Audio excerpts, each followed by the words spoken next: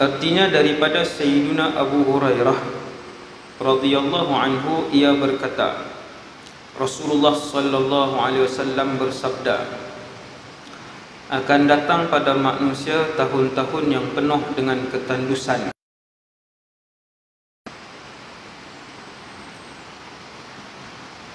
kemarau panjang, dan pada waktu itu si pendusta dikatakan benar dan orang yang benar dikatakan pendusta. Pengkhianat akan disuruh memegang amanah, diberi jabatan, dan orang yang amanah dikatakan pengkhianat, tidak diberi jabatan. Dan yang berpeluang berbicara hanyalah golongan Ruwaibidah. Sahabat bertanya, apakah Ruwaibidah itu wahai Rasulullah? Nabi sallallahu alaihi wasallam menjawab, orang yang kerdil, dan sebenarnya dia itu hina dan tidak mengerti mengurus orang ramai. Hadis riwayat Al-Imam Ibnu Majah. Tajuk hadis ni Syekh Fahmi bagi ni, tuan-tuan, pengkhianat akan dianggap dan dipandang sebagai orang yang jujur,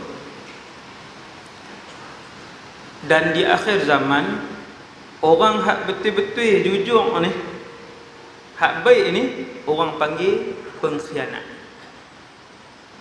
Satu, tengok, tak saat kita baca semua orang faham, tapi kalau renung sikit je, tuan-tuan renung 3 saat lagi je, hadis ni kita nampak membayangkan kepada satu keadaan yang berat, yang kritikal di akhir zaman.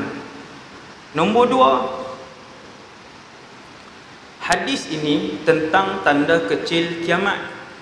Ni kalau nak tak perasan hadis ni Syekh Fahmi Bukmai nak bagi tahu salah satu daripada ratusan tanda kecil kiamat yang digariskan oleh Rasulullah sallallahu alaihi wasallam. Hadis ni tanda kecil kiamat.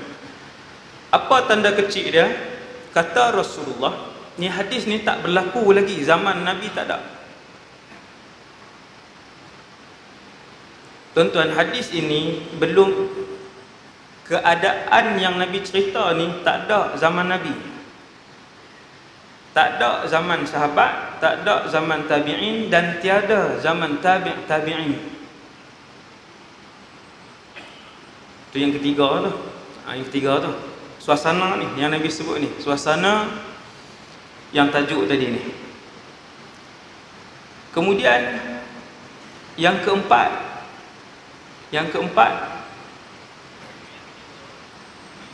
bila Nabi sebut dekat dengan kiamat, kamu akan tengok apabila hampir dengan kiamat, antara tanda kiamat yang akan kamu saksikan ialah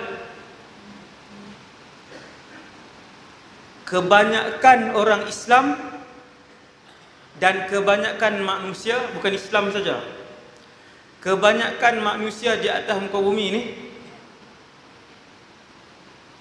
menganggap orang jujur itu pengkhianat, dan mereka akan menganggap yang khianat itu yang jujur.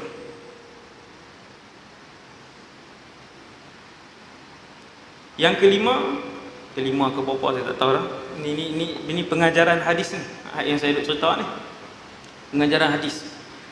Yang kelima ataupun yang keenam ialah hadis ni ada riwayat yang satu lagi, yakni Ibnu Majah. Ada lagi riwayat, riwayat lain dia tambah sikit di depan tu, perkataan lain yang bagi maklumat baru kepada kita, iaitulah Nabi sebut inna amamad dajjal. Hadis ni Nabi kait dengan perkataan Dajjal, dan hadis itu juga sahih. Seperti mana hak kita baca ni. Yang ni hadis sahih. Ada satu lagi hadis kembar kepada hadis ini. Sama lah, isi kandungan dia sama, cuma ada maklumat tambahan. Tuan, apa dia? Maklumat tambahan itu ialah Nabi mengaitkan suasana ini dengan kemunculan Dajjal, iaitu Nabi sebut inna amamad dajjal sinina khadda'ah. Dia beza sikitnya, dia macam kembang, beza sikit. Maklumat yang Nabi tambah ialah Nabi sebut kepada kita semua, sesungguhnya dekat-dekat dengan kemunculan Dajjal, sinina khadda'ah, tahun-tahun yang penuh dengan penipuan. Yang ni apa dia? Yang dalam hadis ni dia sebut akan datang satu zaman. Zaman ni bukan zaman Nabi Musa, bukan zaman Nabi Sulaiman, bukan zaman Nabi Yusuf. Akan datang satu zaman, hadis ni maksudnya zaman di kalangan umat Nabi Muhammad. Akan mai satu masa di kalangan umat Nabi Muhammad, tahun-tahun yang penuh dengan penipuan. Ini hadis ni. Hadis lain kembang pada dia, Nabi sebut dia punya muqaddimah dia lain sikit, iaitu maklumat tambahan. Nabi kata inna amamad dajjal. Apa dia maksud inna amamad dajjal? Yang ni bukan huraian saya pun rujuk para ulama bagaimana mereka menghuraikan hadis ni. No? Tiap-tiap hadis yang kita baca, satu pun tak ada yang saya hurai daripada poket saya. Semua main daripada pandangan para ulama yang melihat ratusan ribu hadis baru dia hurai. Saya ambil terus pandangan dia, hurai di sini. No?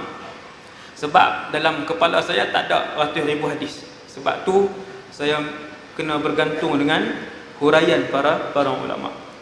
Jadi tuan-tuan sekalian, maklumat yang keenam tentang hadis ini ialah hadis ni, kalau tuan-tuan nak kongsi dengan kawan, dengan anak-anak di rumah, ahli keluarga, hadis ini berkaitan dengan dekat-dekat kemunculan Dajjal. No? Depan tu Nabi tambah, dalam riwayat lain Nabi tambah inna amamad dajjal, lepas tu dia punya isi tengah dengan ending dia sama. Isi tengah dengan ending dia sama. Nah, cuma kita tengok hadis lain yang kembang dia, kita dapat satu lagi maklumat. Apabila kamu tengok di keliling kamu ramai orang khianat yang diberikan jawatan, ramai orang jujur yang tidak diberikan jawatan, yang tu membenarkan sabda Rasulullah sallallahu alaihi wasallam, iaitu apabila Nabi sebut antara tanda kiamat, nanti kamu akan tengok pengkhianat orang panggil dia jujur, hak jujur orang ramai panggil pengkhianat. Bila tu ya Rasulullah? Yang tu dekat-dekat dengan kemunculan Dajjal. Ada dalil tak? Ada dalil. Hadis sahih juga, riwayat lain. Riwayat lain, hadis dengan isi kandungan yang sama. Subhanallah. Tuan-tuan, amamad dajjal. Kalau orang tanya dekat-dekat dengan kemunculan Dajjal, dekat tu bila ustaz? Hari ke? Wallahu a'lam. Nabi bagi umum, tapi Nabi abang dekat. Nabi kata dekat. Tuan-tuan, ada satu lagi hadis lain, tak sama langsung dengan hadis lain. Hadis ni hak kita baca malam ni, ada satu lagi hadis lain juga hadis sahih yang menceritakan tentang 2-3 hari sebelum kemunculan Dajjal. Tuan-tuan boleh tengok dalam YouTube, saya ada huraikan di tempat lain tentang hadis tu. Yang tu Nabi cerita 2-3 hari sebelum kemunculan Dajjal. Tuan-tuan nak tahu suasana dia, yang tu lagi jelas.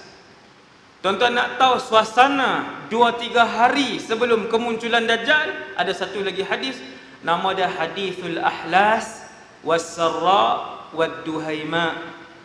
3 gelombang fitnah yang akan berangkai-rangkai sehinggalah pada hari kemunculan Dajjal. Kalau hak malam ni, Nabi beritahu beberapa tahun sebelum kemunculan Dajjal. Beberapa tahun jangan duk sebut 3 lah. Sagi buat status pula. 4 tahun lagi akan muncul Dajjal. Bawah tu Ustaz Wadi Anwar. Elok kan, buat 4 tahun. Dia pula duk pergi tafsir 3 ni. Saya rasa ni Ustaz duk rasa 3 ni. Keluar status update. Saya tak sebut, tapi Nabi sebut beberapa tahun. Sini na khadda'ah. Boleh jadi 5, boleh jadi 9, boleh jadi 12, wallahu a'lam. Tapi Nabi kata tahun-tahun yang dekat dengan kemunculan Dajjal, kamu tengok keliling, hak khianat orang angkat jadi pemimpin, yang jujur orang tak angkat dan tak dengar perkataan dia, orang hina dia, orang tenggelamkan dia, orang tak pedulikan dia. Hak-hak amanah yang betul-betul amanah ditenggelamkan. Bukan saya cakap, Rasulullah sallallahu alaihi wasallam. Nak percaya, tak percaya, sudah. Saya tak rugi apa. Tapi yang ni yang Nabi ceritakan. Subhanallah, dan yang itulah yang kita nampak pada hari ini. Kan?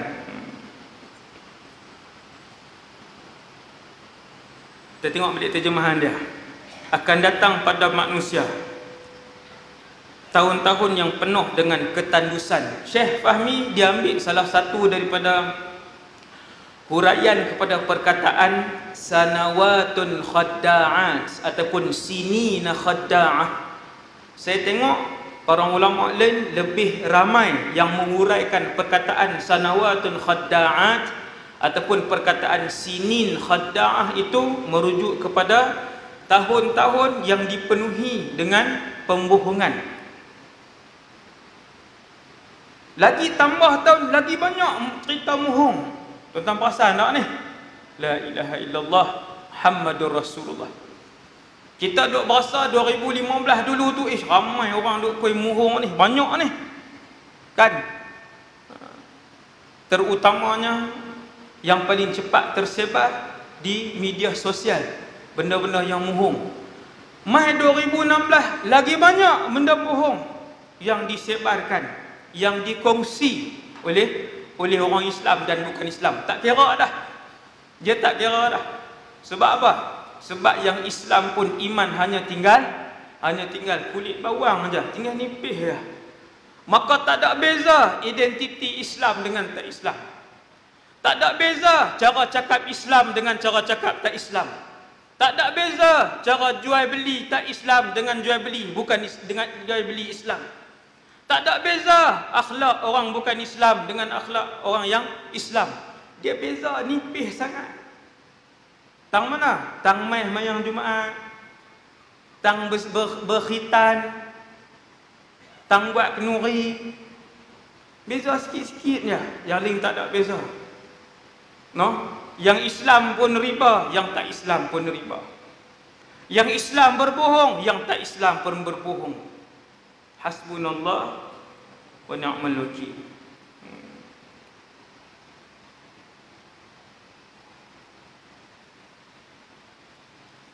Tahun-tahun yang penuh dengan penipuan. Mai 2017 lagi banyak. Lagi 2018 lagi banyak.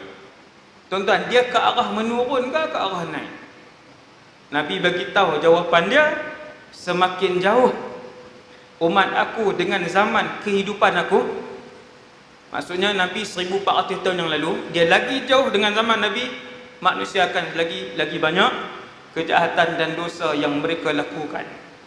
Orang baik tak ada ke ustaz? Orang baik tetap akan ada. Ulama benar tak ada ke ustaz? Ulama yang benar tetap akan dihidupkan oleh Allah sampai kiamat. Kita pernah baca dah hadis tu. Kumpulan-kumpulan yang memperjuangkan kebenaran dan hak akan tetap hidup bersama dengan para ulama mereka sampai kiamat. La yazalun nas zahirina 'alal haq. Nabi kata, tetap akan ada satu kelompok di kalangan umat aku sampai kiamat, mereka memperjuangkan kebenaran, berada di landasan yang benar bersama dengan para ulama mereka. Mesti dengan ulama. Mesti dengan ulama. Dia tak boleh dengan bangsa lain. No? Sebab hanya ulama yang mewarisi ilmu para nabi dan rasul. Sebab ulama yang akan menghuraikan dua sumber utama daripada langit, iaitu Quran dan hadis. Sebab tu dia kena dengan ulama yang benar, dengan ulama yang benar. Bila mai hari ni 2019, berbohong dan fitnah itu menjadi makanan dan kehidupan, menjadi roh manusia. Islam ataupun tak Islam, tak ada beza. Orang Islam share berita fitnah, yang tak Islam pun share berita fitnah. Yang tak Islam share berita bohong, yang Islam pun share berita bohong. Sama. 2019.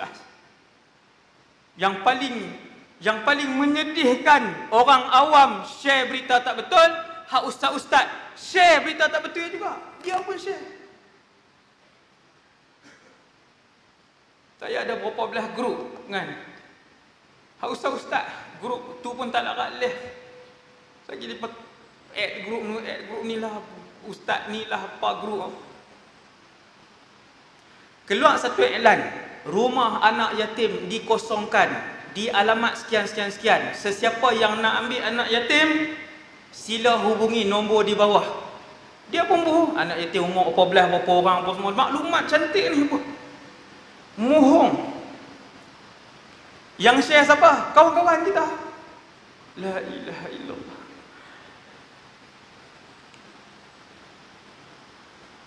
Tak ada dah teliti. Kan dia bubuh nombor telefon kat situ. Tiap-tiap penipuan disertakan nombor telefon. Sampai hak penipuan hak terbaru ni, depa ambil gambar satu orang budak, pemuda ni banyak berdakwah kepada orang-orang di jalanan yang murtad, orang pang apa semua ni. Pemuda ni, depa ambil gambar dia, bubuh dalam Facebook ke IG saya tak tahu. Lepas tu lepas bubuh di bawah tu, dia kutuk Allah, dia kutuk Nabi Muhammad. Pakat share. Saya tengok. Kita tengok dapat berita tu, budak ni muka orang Melayu Islam ni. Dia hina Tuhan teruk-teruk ni. Dia hina Allah teruk-teruk. Kita niat dalam hati kita, pasal apa dia buat macam ni? Kita tanya dulu dalam hati kita, sebab ada lagi, percaya ada lagi. Yang jenis dapat berita kemudian sebar terus tanpa tabayyun, tanpa meneliti kesahihan, yang tu sifat fasik yang disebutkan oleh Allah 1400 tahun yang lalu. Wa idza ja'ahum amrun minal amni awil khauf adza'u bih. Dalam Quran tak perasan. Orang hari ni tak perasan. Dahulu di zaman Rasulullah, sifat fasik dan munafik, bila dapat satu-satu berita apa pun, betul ke, tak betul ke, fitnah ke, orang nak perang ke, orang aman ke, adza'u bih bermaksud mereka menyebarkannya.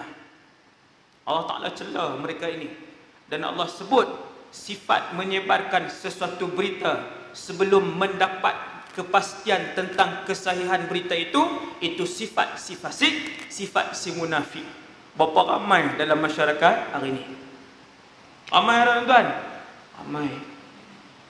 Sebab ikut dan sebab sampai ke kelompok ustaz-ustaz pun tak kira, dapat berita nampak baik, jawatan kosong, imam di masjid sekian-sekian, di surau sekian-sekian, gaji pokok 2,500. Teliong tak?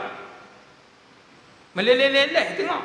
2,500, rumah disediakan, yang sudah berkahwin diberikan keutamaan, yang 30 juzuk diberikan keutamaan, boleh memberikan tazkirah diberikan keutamaan, sekian. Menipu. Berita tuan-tuan, iklan tipu. Tak ada pun. Dan iklan yang seumpama itu 2 tahun yang lepas, 3 tahun yang lepas sudah disebarkan, kemudian dibarukan iklan tu pakai sebab pula. Tuan-tuan perasan tak iklan hak lama-lama? Fitnah dan berita bodoh ini hanya akan tersebar bila mana dia sampai di tangan orang-orang jahil, dan dia akan terhenti bila dia sampai di tangan alim. Sampai kat tangan orang alim, berita fitnah dan berita bohong takkan pergi ke mana. Duduk di situ stop. Ya ayyuhallazina amanu, wahai orang beriman, in ja'akum fasiqun binaba'in, kalau ada orang fasik buat main berita, sebarkan berita, beritahu kepada kamu berita, apa yang Allah sebut, fatabayyanu. Daripada sini ayat tabayyun. Daripada sini konsep tabayyun. Tabayyun ni selidik kesahihan. Selidik kesahihan adalah jiwa dan roh orang beriman. Hanya yang berpenyakit iman sahaja yang sebar berita. Mesti penyakit hati dia. Mesti penyakit. Tuan-tuan tengok satu orang, apa berita pun dia sebar. Apa berita dia sebar? Penyakit. Roh kefasikan ada dalam diri dia. Saya tak fasikkan orang. Allah sebut. Wahai orang beriman, sifat orang beriman, bila dapat satu-satu berita, fatabayyanu, mesti cek. Tabayyun. An tusibu qauman bijahalatin, supaya kamu tidak menimpakan musibah kepada satu kaum yang lain. Jangan buat supaya kamu tak buat masalah, orang lain jadi susah dengan menyebarkan berita itu. Fatusbihu ala ma fa'altum nadimin, akhirnya kamu akan menyesal. Tuan ni, hak kita tak puasa ni. Hak kita tak puasa ni. Jangan jadi ejen yang menyebarkan berita-berita palsu dan tipu di akhir zaman. Yang ni termasuk dalam sini nakhadda'ah, kalian akan melihat dekat dengan kiamat. Lagi spesifik lagi apa? Dekat dengan Dajjal. Banyak penipuan sampai orang tak boleh nak beza. Sampai orang tak boleh nak beza.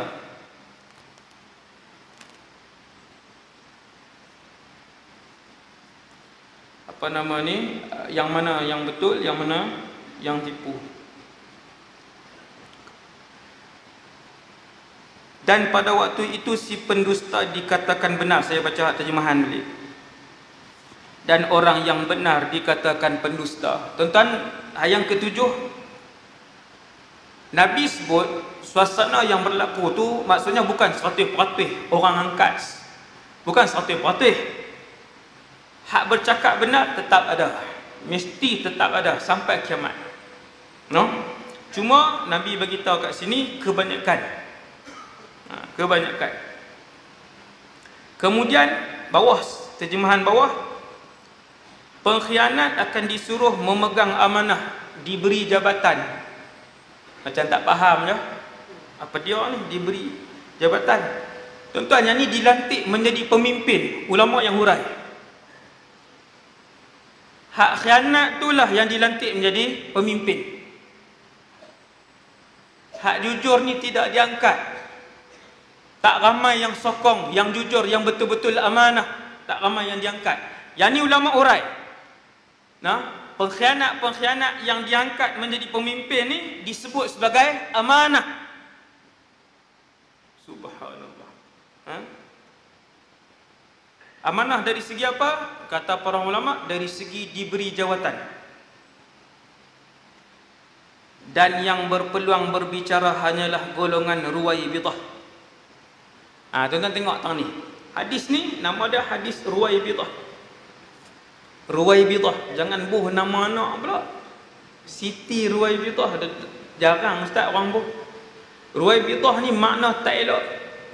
Dan ia adalah satu frasa, kata frasa dalam bahasa Melayu, dalam bahasa Melayu pula, dalam bahasa Arab yang tinggi. Bila Nabi sebut wa yatakallamu fiha ar-ruwaibidah wa yantiqu fiha ar-ruwaibidah, Nabi sebut ruwaibidah, sahabat tanya, "Ya Rasulullah, wa mar ruwaibidah?" Ruwaibidah tu apa? Bukan perkataan Arab ke ruwaibidah? Ya, perkataan Arab. Ruwaibidah perkataan Arab. Pasal apa sahabat tanya?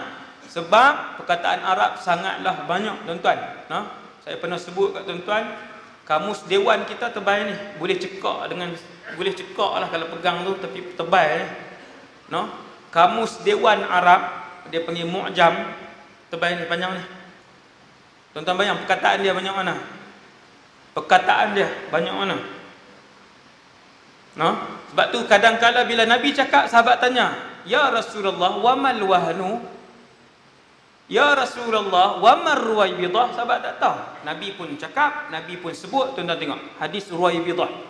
Kata Nabi, "Ar-rajulut tafih," orang yang kerdil dan sebenarnya dia itu hina, fi amril ammah, tidak mengerti mengurus orang ramai. Maksudnya apa tuan? Tidak mengerti mengurus orang ramai. Dia ni, lelaki yang tafih tadi ni, lelaki tafih tadi ni dilantik menjadi pemimpin. Bila dia bercakap tentang satu dasar, awak nampak bodoh. Tu senang sikit tu. Pasal apa nampak macam tak reti ni, teruk sangat ni. Nabi kata, "Wayantiqu fiha ruwaibidah." Geng ruwaibidah ini, manusia-manusia yang tak cerdik ni, dilantik menjadi pemimpin, kemudian bercakap mengenai dasar. Bila dia cakap, orang bawah dengar pun, teruk sangat bunyi ni. Al-fuwaisiqu. Dalam satu lagi hadis lain Nabi sebut al-fuwaisiqu, iaitu orang jahat, no? Wallahu alam, no? Dua yang disebutkan oleh Nabi sallallahu alaihi wasallam. Dah habis hadis tu, tengok hadis 24. Kan? Sekali tak dan payah 837 dah. Okey, kita tengok hadis ke-24 sebab saya nak habis sampai 28. Semua kebanyakannya hadis-hadis yang tuan-tuan dah dengar. Bismillahirrahmanirrahim. An Abi Hurairah radhiyallahu anhu anna Rasulullah sallallahu alaihi wasallam qala la taqumus sa'ah hatta يفيض المال وتظهر الفتن ويكثر الهرج وما الهرج يا رسول الله قال القتل القتل القتل. Kita tengok hadis ni. Hadis ni orang yang mengaji macam tuan-tuan ni mesti pernah dengar lah hadis ni. Masyhur hadis ni, riwayat Al-Imam Ibn Majah. Artinya daripada Abu Hurairah radhiyallahu anhu berkata, Rasulullah sallallahu alaihi wasallam bersabda, hari kiamat tak akan terjadi sehingga harta benda melimpah ruah. Satu, ni tanda kiamat ni. Kamu tengok orang-orang menjadi mewah. Ni kita pernah hurai dah, dalam hadis sebelum ni ada. Dan timbul fitnah ujian keimanan. Ujian kepada umat Islam jadi banyak, benda fitnah ni jadi banyak. Semua nak jadi punca kepada fitnah. Ya, akhir zaman ni. Semua harta nak jadi punca kepada fitnah. Ujian lah, fitnah ni ujian tuan-tuan. Senang, fitnah ujian. Harta, pekerjaan, pangkat, semua benda. Hak dalam rumah kita, start daripada handphone, TV, anak-anak, semua yang membuatkan kita jadi jauh daripada akhirat. Nampak? Subhanallah. Tak keluar rumah ni, dalam rumah. Dalam rumah.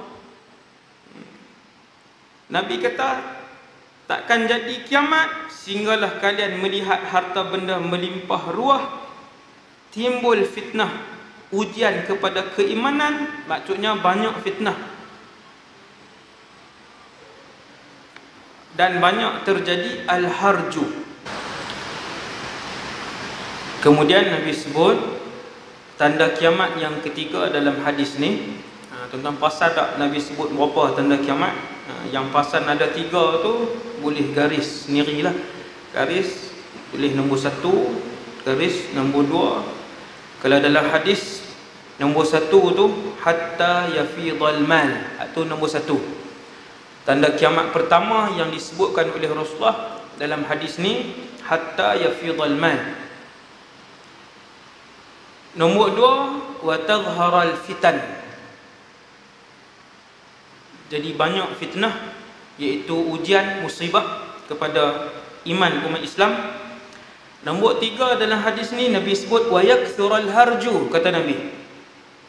Wa yakthural harju. Bila Nabi sebut wa yakthural harju, yakthura menjadi banyak. Sahabat tanya kepada Rasulullah, wa mal harju? Ya Rasulullah, harju tu apa? Padahal harju ni perkataan Arab. Tuan-tuan, harju perkataan Arab. Tapi sahabat tanya, nampak? Macam tadi. Kalau tuan-tuan perasan, ni duk mengaji hadis, kita perasan lah. Sahabat akan tanya makna satu perkataan Arab yang Nabi sendiri sebut dalam bahasa Arab. Sebab perkataan Arab terlampau banyak, kan? Terlampau banyak. Nabi kadang disebut kataan yang tinggi, maka sahabat tak tahu apa maksud dia, kataan yang susah. Antaranya kataan ni. Maka sahabat tanya, ya Rasulullah, harju tu apa? Nabi sebut apa, tuan-tuan? Tengok al-hadis ni, Nabi ulang jawapan itu sebanyak 3 kali. Nabi nak bagi tahu betapa seriusnya keadaan itu bila dekat dengan kiamat. Kata Nabi, al-qatlu, al-qatlu, al-qatlu. Nabi kata, kematian, pembunuhan, ataupun yang diterjemahkan dalam kitab ni, Syekh Fahmi terjemah peperangan.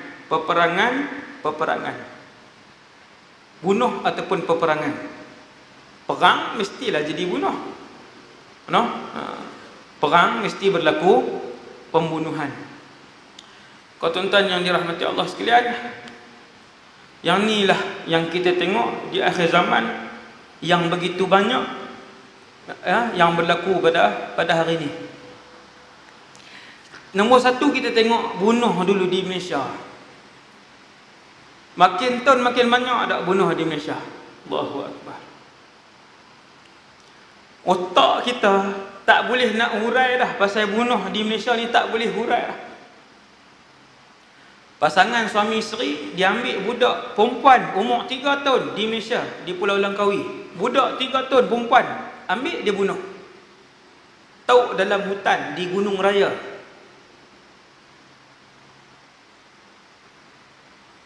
Tuan-tuan, kita bagi bapak kucing sekok suruh kita tendang pun kita tak tendang. Satu budak yang tak bersalah, yang tak berdosa, yang tak ada kena mengena apa dengan pasangan suami isteri ni. Rupanya pasangan suami isteri ni memang pernah buat jenayah lain, 5 jenayah sebelum tu. Satu budak perempuan, tuan-tuan bayang, 3 tahun, sama mana 3 tahun.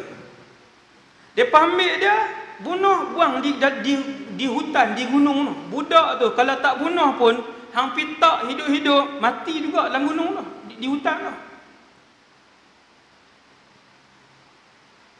Beritanya ni bukan cerita seandainya berlaku. Ni bukan seandai berlaku. Yang ni berita, yang ni lah suasana bunuh di Malaysia ni. Melayu Islam. Tu nak tambah lagi maklumat tu. Tuan-tuan, ni hak saya nak sebut kat tuan-tuan malam ni, 2-3 berita bunuh ni hak bulan ni dengan bulan lepas, bukan hak 2 tahun yang lalu, 3 tahun.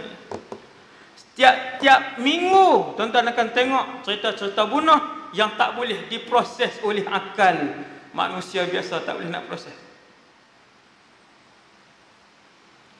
Ada satu ayah tiri ni dia jadi macam satu hobi. Pak tiri bunuh anak ni dia jadi macam satu hobi. Minggu lepas ada, minggu ni pun ada. Ada satu pak tiri ni, dia menikah dengan satu janda. Janda tu ada anak tu laki umur 5 tahun. Dia jijak budak tu sampai mati. Jijak. Saya kata, macam mana dia jijak? Dia tak kesian ke dia pijak badan budak? Dia tak kesian ke budak tu duduk tengok dia? Dia tak kesian ke air mata budak tu duduk keluar? Dia tak kesian ke budak tu duduk menjerit sakit? Pijak sampai mati. Lepas tu buang dalam ladang getah, kebun getah. Pijak sampai mati. Malaysia, Melayu, Islam. Hasbunallah wa ni'mal wakil. Nabi kata al-qatlu. Bunuh akan jadi banyak. Nabi sebut 3 kali. Kamu tengok. Dekat dengan kiamat. Jadi suasana tu jadi dekat. Bukan jauh tuan. Bukan jauh. Bunuh. Hak jauh sikit, beritahu hak jauh sikit, hak perempuan, babysitter tu. Dia ambil bayi tu, dia bunuh bayi tu, dia bunuh dalam peti air. Bayi. Bukan 3, bukan 4 tahun, bayi. Dia bunuh dalam peti air.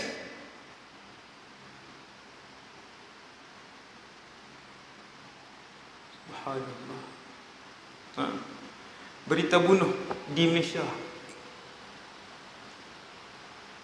Yang terbaru Jumaat ni lah, Jumaat itu ni, di New Zealand. Sebelum mayang Jumaat ke lepas? Sebelum sebelum. Di New Zealand ada ramai orang Islam, orang Malaysia pun ramai. Saya tak sampai di New Zealand. Australia saya sampai dah. Tapi New Zealand ni antara 10 negara yang paling aman dalam dunia.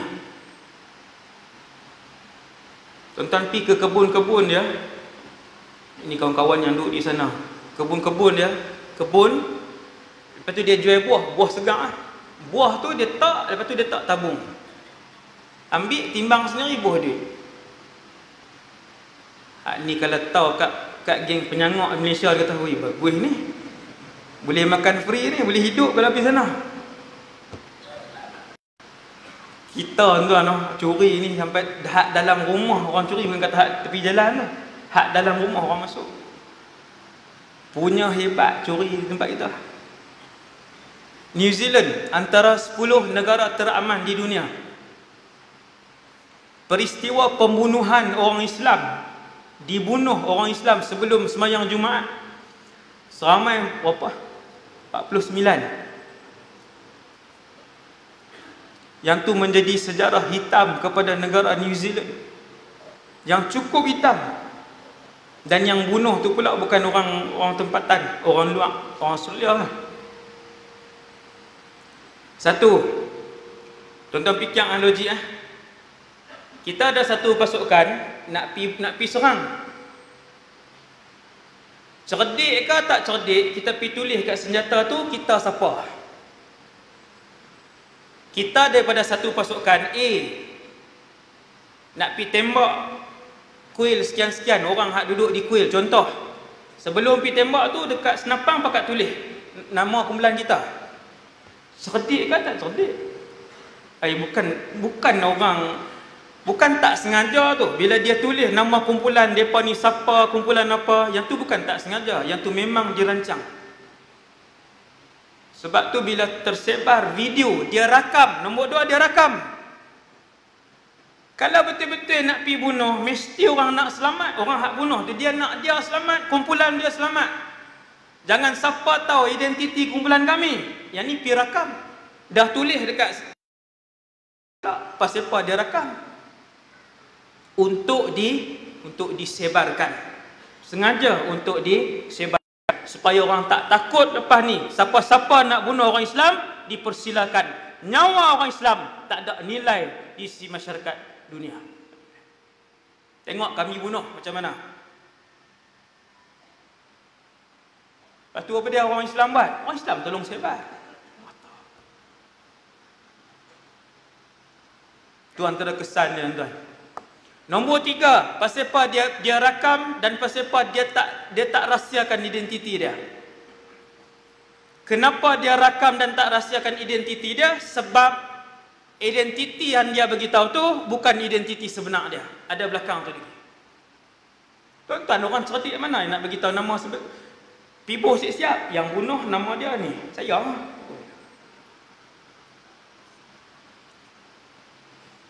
Bila dia tampil satu identiti, maksudnya ada identiti lain yang dia nak rahsiakan. Bila dia tulis identiti tu, satu dunia sebarkan identiti tu dan tak ada siapa pergi kaji siapa mereka sebenarnya. Buat tuan.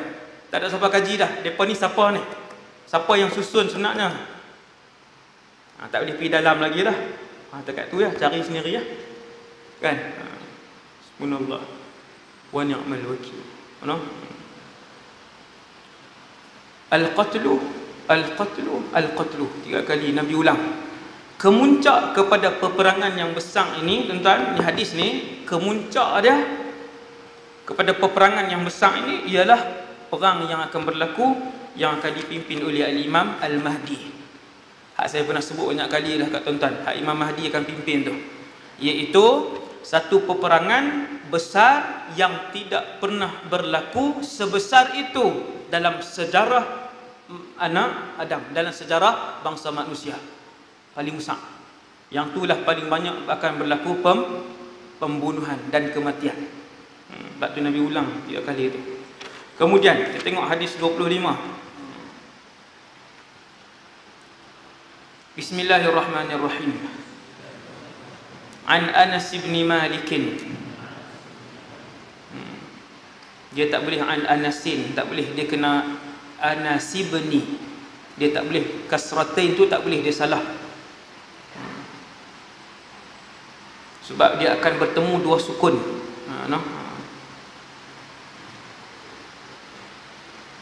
An Anas bin Malik radhiyallahu anhu qala qala Rasulullah sallallahu alaihi wasallam la taqumu as-sa'ah hatta yataqaraba az-zaman wa takunu as-sanatu kasyahri wasyahru kaljum'ati wa takunu al-jum'atu kalyawmi wa yakunu al-yawmu kas-sa'ati wa takunu as-sa'atu kad-darmati bin-nar. Rawahu Tirmidzi. Hadis ni sangat masyhur. Saya yakin satu surau ni semua pernah dengar hadis ni, iaitu masa menjadi pendek. Cuma tengok Nabi hurai ni lebih memahamkan kita. Kita tengok artinya. Daripada Sayyiduna Anas ibn Malik radhiyallahu anhu berkata, Rasulullah sallallahu alaihi wasallam bersabda. Tuan-tuan tengok masa jadi pendek. Nabi cerita lama dah. Tidak akan terjadi kiamat sehingga masa terasa pendek. Subhanallah. Maka setahun dirasakan seperti sebulan. Sebiji-sebiji ni yang Nabi sebut. Cuba tuan-tuan renung. Bagi dalam tengok. Hadis dengan Al-Quran ni dia kena renung. Tuan-tuan baca, tuan-tuan guna akal, renung, tuan-tuan dapat feel hadis itu. Nabi kata setahun rasa seperti sebulan. Nabi kata sebulan dirasakan seminggu. Nabi kata seminggu dirasakan seperti sehari. Nabi kata sehari kamu akan rasa seperti 1 jam. Dan 1 jam kamu akan rasa seperti 1 kilatan api. 1 kilatan api ni sesaat. Api macam ni. Dia padam. Macam kilat. Itu darmati binar. Api yang kita pasang naik, lepas tu padam. 1 saat lah. Benar. Kata para ulama, masa tuan-tuan dengan huraian dia. 1, yang ni tanda kiamat. Laku tak zaman Rasulullah? Tak ada. Sampai zaman sahabat tabi'in, tabi'in, tak ada. Bahkan sampai zaman hari ni tuan-tuan, ni 2019 ni. Tuan-tuan, 30 tahun yang lalu tuan-tuan balik tanya mak ayah tengok. 30 tahun yang lalu, awak berasa masa pendek kah? Belum lagi. 40 tahun yang lalu, 50 tahun yang lalu, berasa tak masa pendek macam hari ni, macam malam ni, tahun ni? Tak ada. Okey lagi. Masih lagi okey. Ayam angkut di sungai, baju basuh di sungai, hak nak minum angkut di sungai, pi basuh pula di rumah orang, masak guna kayu api. Ambil masa lama. Kayu api bukan 15 minit. Tapi masa panjang. Banyak aja boleh buat. Dekatnya kita ni, bila Nabi kata kamu akan tengok masa begitu pendek. Berasa tak lah ni? Berasa. Ni 2019. Bulan berapa dah? Bulan 3 dah. Rejab dah maklum. Rejab dah. La ilaha illallah. Syaban, Ramadan. Mai sekali lagi tinggal berapa hari dah Ramadan. Ni saya mai sekali lagi tinggal berapa hari Ramadan. Laju tuan-tuan, laju masa. Laju. Setahun betul-betul macam Nabi sebut. Wa takunas sanatu kasyahri. Kalian akan merasa ketika tu bila hampir sangat dengan kiamat, waktu tu kalian akan tengok setahun jadi macam sebulan saja. Ni hari ni sat-sat ya hilang. Entah dah. Kata para ulama, jam sama 24. Lepas tu apa yang hilang? Keberkatan yang hilang. Berkat Allah Taala tarik. Tuan-tuan, orang-orang soleh masih merasakan keberkatan masa, boleh buat macam-macam. Terutamanya mereka yang memulakan gerak kerja di awal pagi.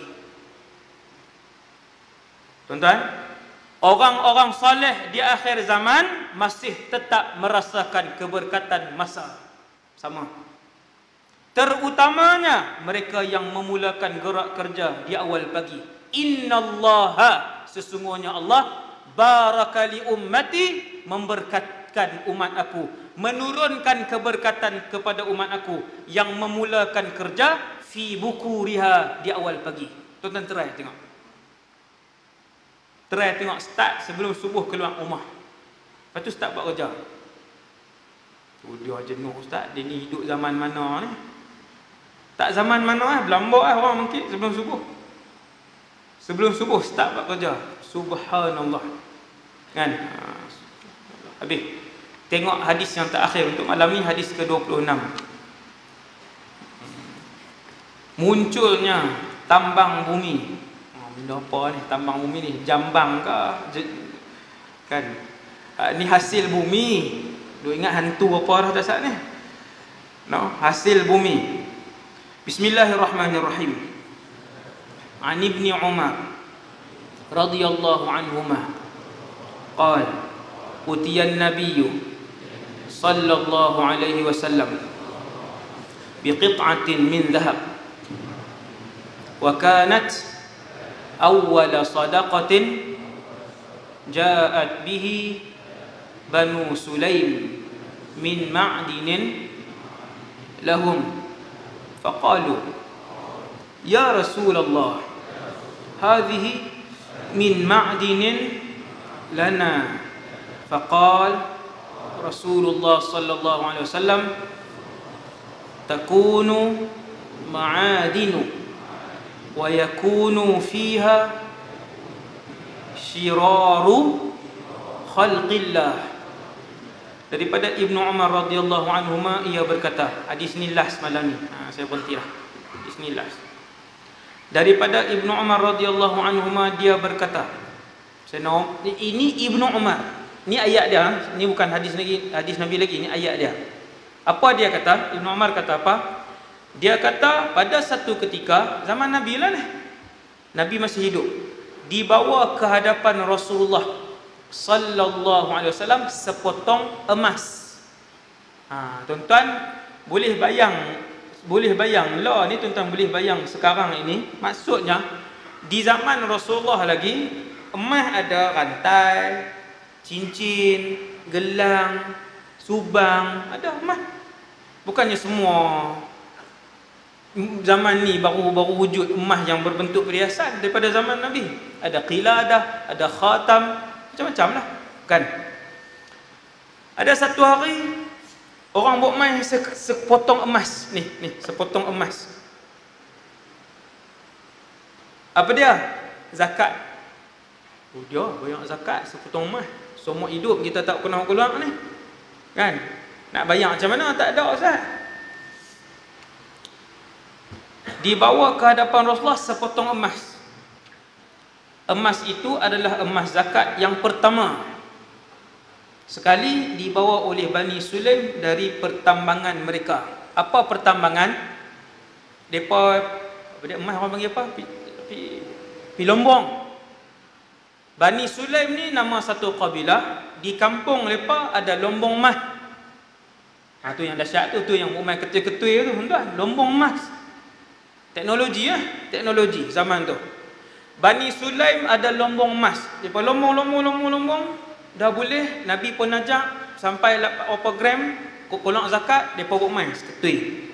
Ketui besar mana wallahu alam. Tuan-tuan tahu zaman Nabi Abdul Rahman ibn Auf ketika wafat, Sayyidina Abdul Rahman yang tuan-tuan duk dengar kaya bilioner di kalangan sahabat tu, ketika dia wafat, emas yang dibahagikan kepada 4 orang isterinya dan anak-anaknya terpaksa dipecah-pecahkan dengan penukul. Sak ni kah nak pecah dengan penukul? Ni besar ni, bongkah ni. Ni bongkah ni. Emas di rumah Abdul Rahman, punya kaya. Sangat kaya. Emas rumah dia berketui-ketui. Kena guna penukul. Kemudian Bani Sulaim buat mai ke Nabi. Sahabat berkata, "Ya Rasulullah, emas ini adalah hasil dari tambang kita." Tambang ni hasil daripada, dipanggil apa? Hasil bumi ni. Apa dia bahasa yang lebih tepat? Hasil daripada hasil bumi kita.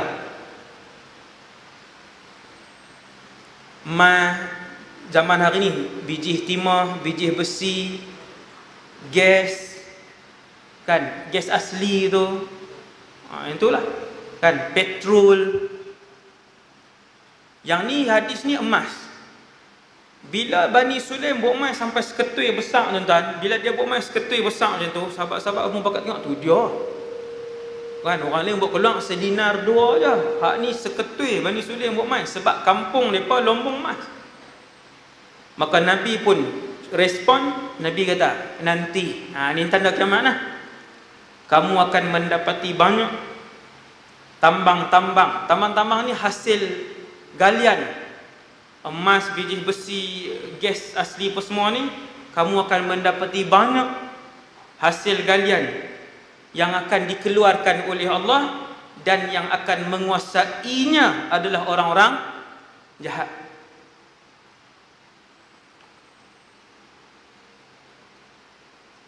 Nak cerita tak? Nak hurai buat contoh tak? Sikit je saya buat contoh. Sikit je. Gas asli di Indonesia dan petrol di Indonesia, tuan-tuan agak banyak mana? Indon, bukan Malaysia, Indonesia. Tuan-tuan, Indon ada satu syarikat cari gali petrol dan gas asli yang lebih tua daripada Petronas, nama dia Pertamina. Dan dulu Petronas menghantar delegasi dia untuk pergi belajar dengan Pertamina ni, macam mana cara untuk teknologi sana. Sebelum Petronas jadi maju ni, belajar di sana. Dan jumlah gas asli di Indonesia mencecah bilion tong. Bilion. Yang seandainya kekayaan gas asli saja, tak termasuk petroleum, dibahagikan kepada rakyat Indonesia, ke semua rakyat Indonesia menjadi kaya. Kaya ke miskin hari ni? Miskin. Sangat susah Indonesia. Majoriti rakyat dia sangat susah. Saya pergi 5-6 kali dah. Subhanallah. Sangat susah. Pergi mana? Wa yakunu fiha syiraru khalqillah. Nabi kata hasil-hasil yang banyak ini, Nabi kata akan berada di tangan-tangan orang jahat. Nabi sebut kataan orang-orang jahat. Di Malaysia banyak tak? Ni tu cari pasal tu. Saya sebut kan, saya banyak ceramah juga di Petronas. Minggu depan pun ada lagi banyak. Kan di Petronas ramailah anak-anak murid saya kan. Ni saya depa kenal. Kan depa yang kita rahsia. Kan bukan rahsia pun, maklumat kekayaan negara. Satu yang saya beritahu kat tuan-tuan. Emas di petroleum di Sarawak banyak anda. Banyak. Beberapa tahun yang lepas mereka menjumpai telaga-telaga petrol yang baru di Sabah yang jumlahnya lebih banyak daripada yang ada di Sarawak. Mewah. Kalau dibahagikan hasil yang dikurniakan oleh Allah, kalau semua pemimpin membahagikannya dengan baik, maka tak ada orang susah. Tapi sya Allah, Allah berkehendak untuk ada atas muka bumi ini ahli syurga dan ahli neraka. Tetap ada jahat. Nabi kata wa takunu wa yakunu fiha syiraru khalqillah. Hasil-hasil yang banyak ini akan dipegang oleh orang-orang jahat. Emas di Afrika, tuan-tuan, emas, pengeluar emas utama dunia, emas di Afrika banyak. Yang sekiranya kekayaan dan keuntungan emas ini dibahagikan kepada rakyat di Afrika, sebahagian negara berpulang emas, Afrika pun banyak kan, Zimbabwe lah apa, banyak kan. Kalau dibahagikan, nescaya tidak ada orang miskin dalam negara tu. Begitulah setiap negara yang tuan-tuan tengok sampai hari ini, no?